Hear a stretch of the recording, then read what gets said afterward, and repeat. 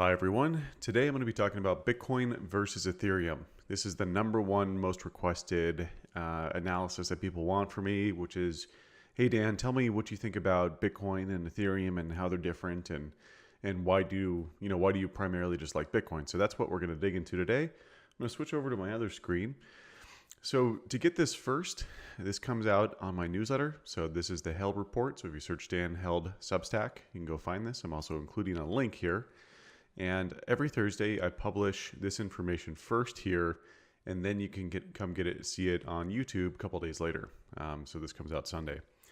All right, so to dig in, the origin story of Bitcoin and Ethereum are extremely different. And the origin story and the initial launch in terms of like how many coins are distributed are very, very important.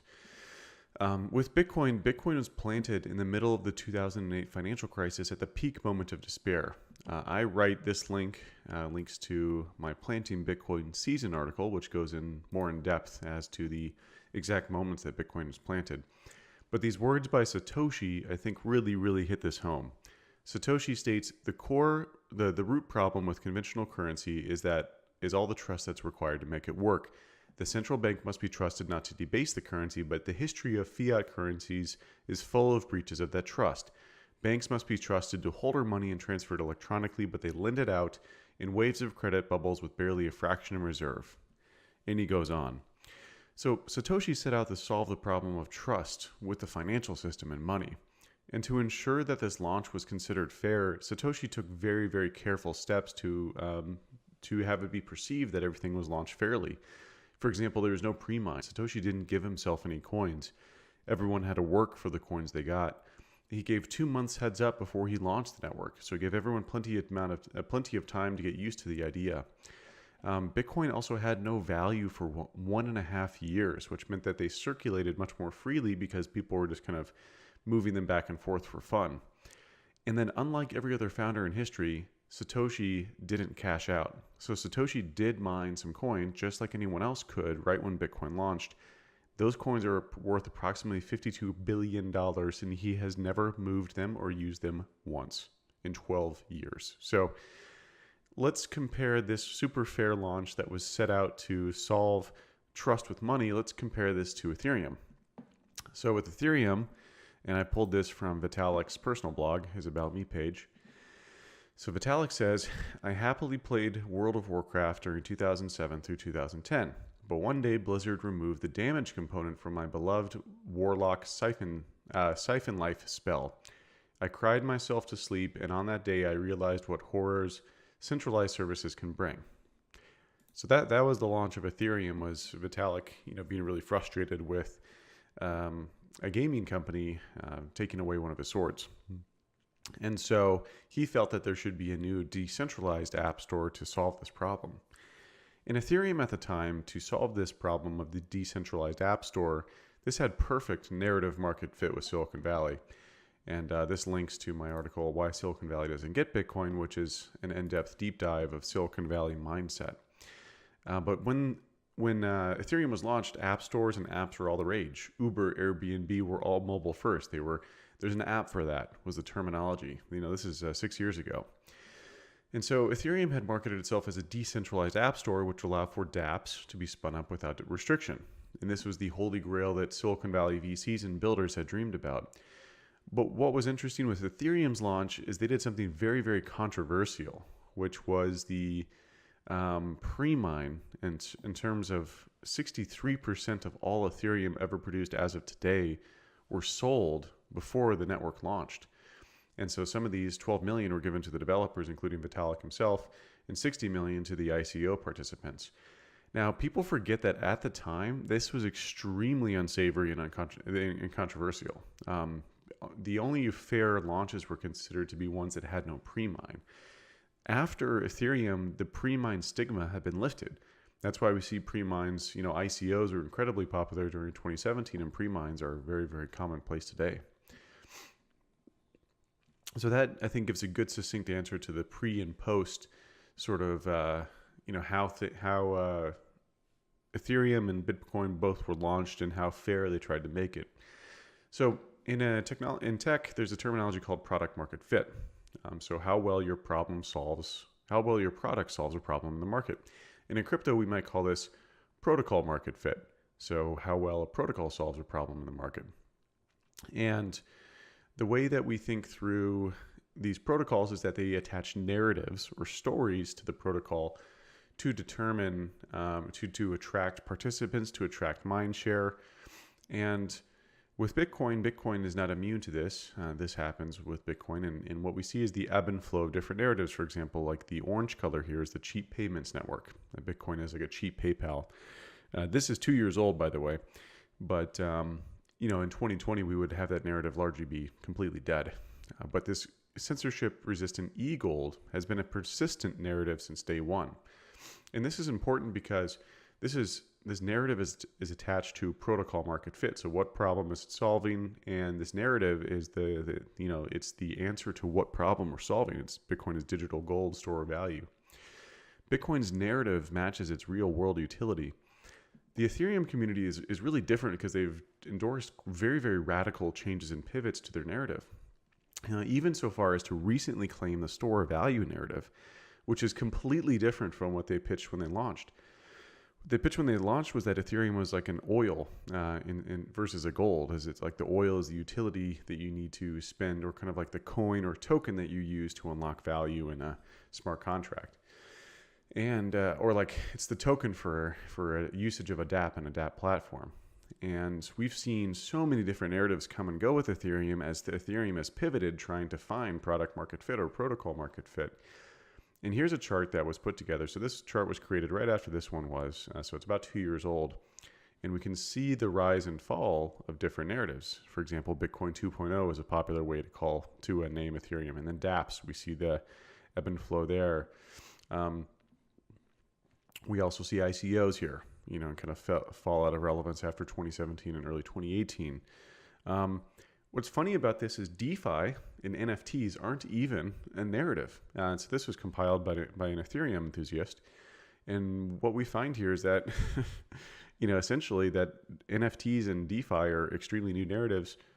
Will those still be the same narrative in a year or two? Who knows? Probably not. I mean, based on what we've seen historically, these narratives come and go very quickly. And so these narratives are what are used to seduce Bitcoiners and other believers into buying into Ethereum. Dogecoin, all the other protocols do this same sort of thing.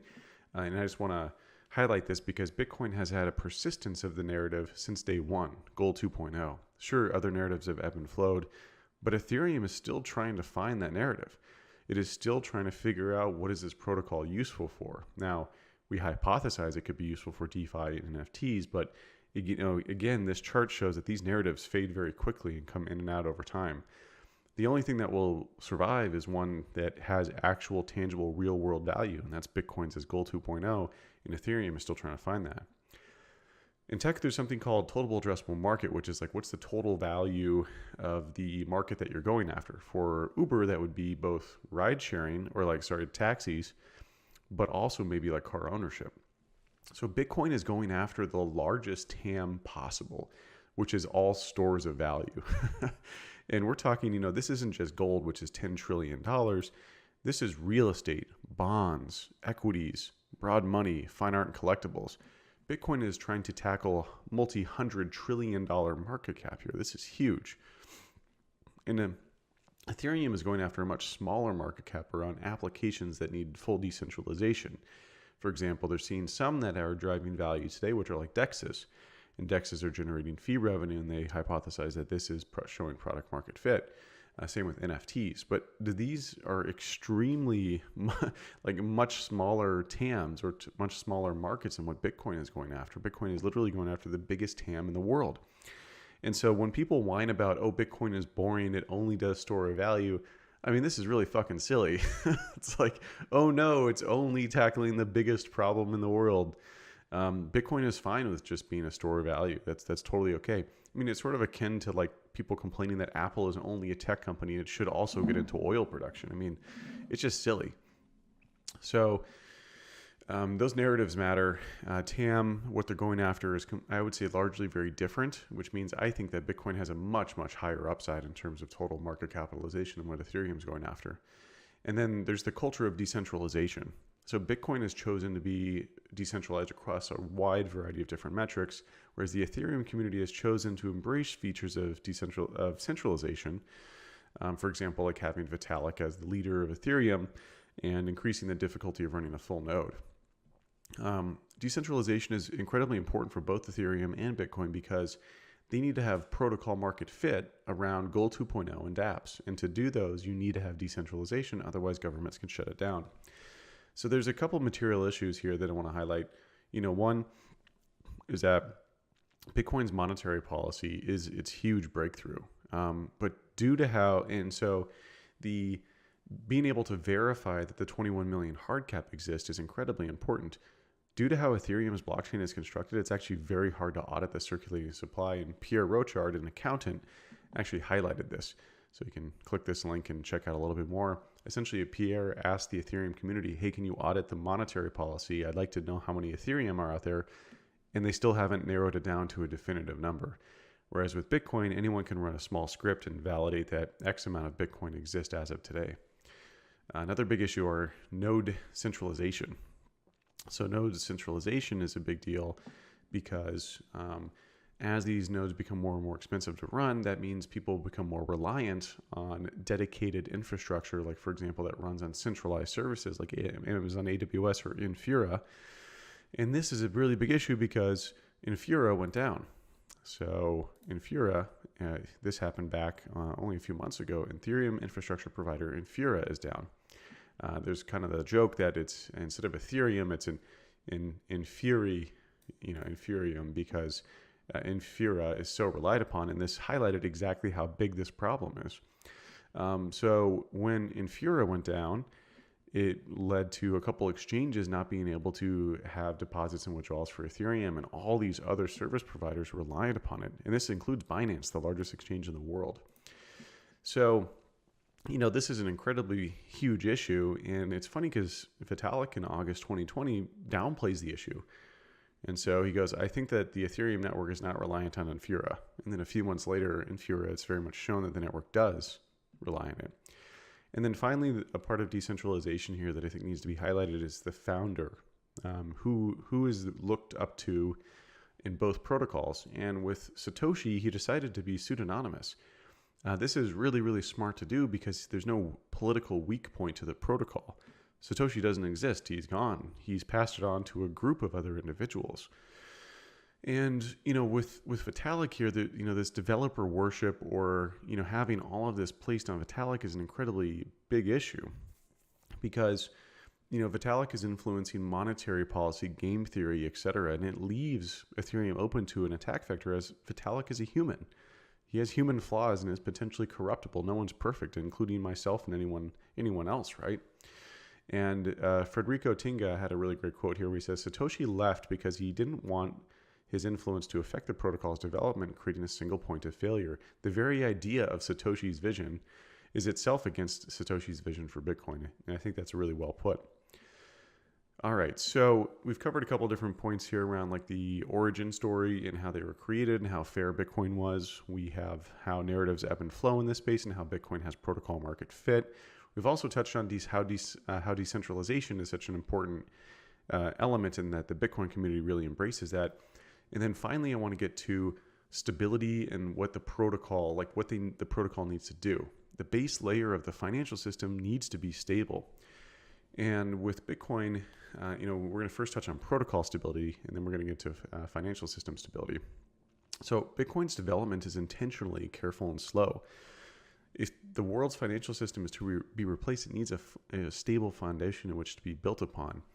And Joe Weisenthal from Bloomberg had a really great quote where he goes, something to note that it's impossible for Bitcoin to be the MySpace of cryptocurrency, because for a currency, longevity and unchangedness are features, not bugs. And so what Joe's referring to is the Lindy effect, essentially that the longer Bitcoin remains in existence, the longer society will have confidence that will continue to remain in existence. If Bitcoin exists for 20 years, there'll be a near universal confidence it might be around for forever. Think about what percentage of humans have lived where Bitcoin has been around their entire lifetime. Kind of like how people all believe that the internet is a permanent feature of the world. With Ethereum, though, we've got some So Bitcoin's protocol is all about stability. That's why decisions are so carefully chosen and taken so long to deliberate on. But with Ethereum, they're willing to embrace very radical, very intense changes. For example, they've got things around like sharding. Let's see. Yeah. So sharding is essentially like taking a blockchain and breaking it up into multiple blockchains, and then all of those blockchains sync with each other. And this sounds good in theory, but it leads to a whole bunch of different issues. It's very, very experimental. For example, if you have Ethereum on one shard, getting it over to another shard could take a long time. And so there might be discrepancy or break of fungibility of one Ethereum doesn't equal one Ethereum. One Ethereum on one shard might be different than another shard due to like they're locked up in different smart contracts, have different time issues. And so it's a really, really radical sort of solution that isn't fully fleshed out. That alone would be a huge issue for the protocol. Another one is switching from proof of work to proof of stake. This is also a huge, huge change. For example, there are unresolved issues around introducing subjectivity into the chain. So, for example, if the internet was partitioned, let's say they cut the internet, they cut the lines between the US, Europe, and Asia, proof of work has a method to self-resolve in this scenario where the longest chain of accumulated proof of work, that is the chain that everyone else would rally behind, and that's Bitcoin's blockchain, even if these chains were partitioned or separated for hours or days. With Ethereum and proof of stake, whenever it makes a shift to proof of stake, this is not possible. Proof of stake has no sort of mechanism to do this automatically, so there has to be a political vote. What that means is that many people have to get together, likely Vitalik, and go choose which chain is the appropriate one. There's also issues too where like Bitcoin proof of work miners can turn off the machines. They don't have to be constantly connected to the internet. Like for example, if there's a power issue and the miners went down, they'd be okay. With proof of stake, liveness requirements are huge. If you go down or if you go offline, it can be perceived as a negative thing and you could have slashing events that occur. Also, due to Ethereum's pre-mine position, there are a large amount of coins that will be used for staking that are just have been gifted to people through the ICO or through, not gifted to the ICO, but gifted to the developers or easily purchased in the ICO, which means that the wealthy continue to get wealthy versus Bitcoin's proof of work. You have to buy these machines and they're expensive and there's no guarantee that it's going to, buying ASICs and running an operation, there's no guarantee it's going to work versus staking, which is much, much easier.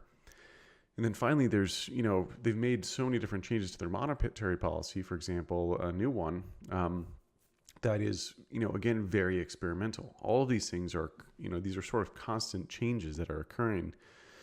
And, with all these constant changes that are occurring, it leaves Ethereum open to exploits and attacks, kind of as evidenced by the near constant stream of DeFi thefts and other things. So, by the way, here's a visualization of sharding. So you've got multiple. I think they want to have 64 shards, and those chains all sync with a beacon chain, and that syncs with the main chain. So it's an extremely complicated system that is, very theoretical. Early in Ethereum's lifetime, it had the DAO hack. So, by the way, with proof of stake, an example of how proof of stake increases centralization as well is, at Kraken, Kraken has 350,000 Ethereum that are staked at Kraken. And what happens is that staking, due to how challenging it is, people often trust centralized exchanges like Kraken and Binance to stake their coins for them. So this leads to a circumstance where all of these coins might just exist on centralized exchanges like Kraken and other exchanges versus individuals, which basically means that the control over the protocol will start to shrink down to a few select big parties. And then the DAO hack, I'm not sure how many, by the way, here's the top 19 DeFi cryptocurrency hacks of 2020. Essentially, DeFi is constantly being exploited. The surface area for attack is massive. And then when we go to the DAO hack isn't remembered by by very many people, which is kind of crazy because what happened with the DAO hack is that there was a entity called the DAO that was created on Ethereum and it got hacked. And the Ethereum community decided to reverse the transactions, which completely violates the core principles of having a blockchain. Essentially, Vitalik and his friends said, let's go roll the blockchain back because of this hack.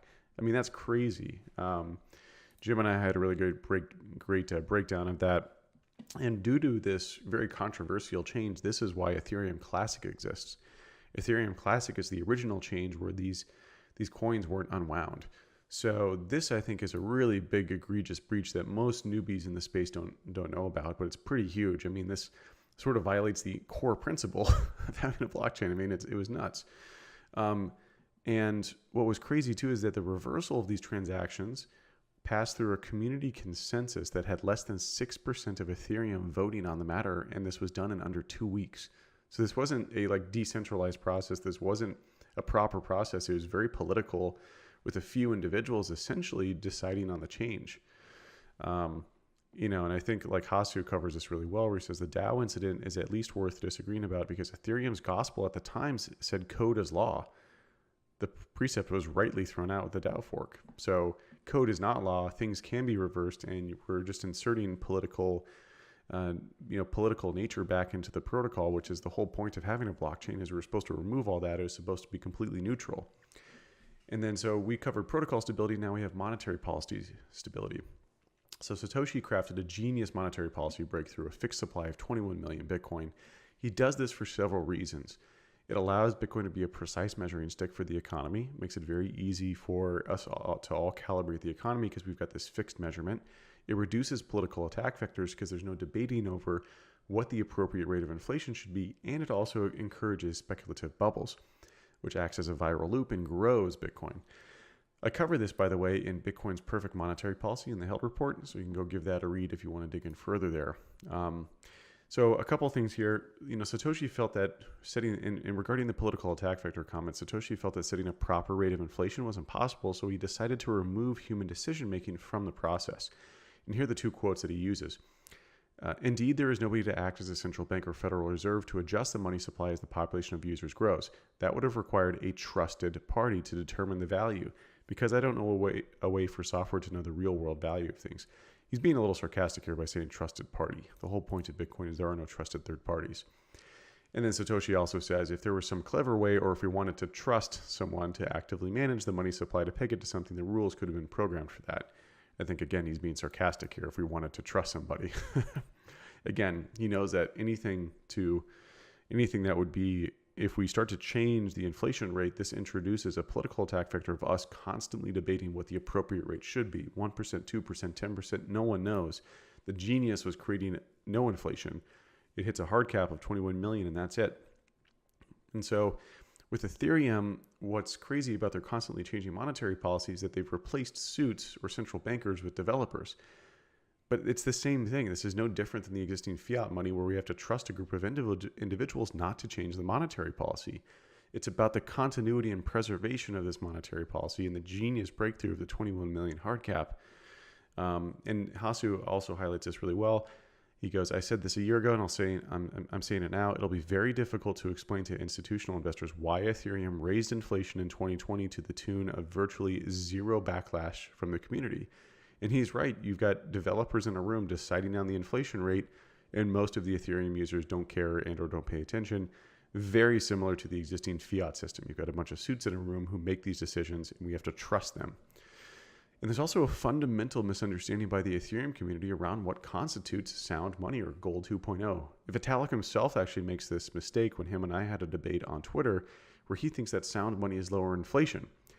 As Vitalik is quoted to have saying, lower inflation is sounder money.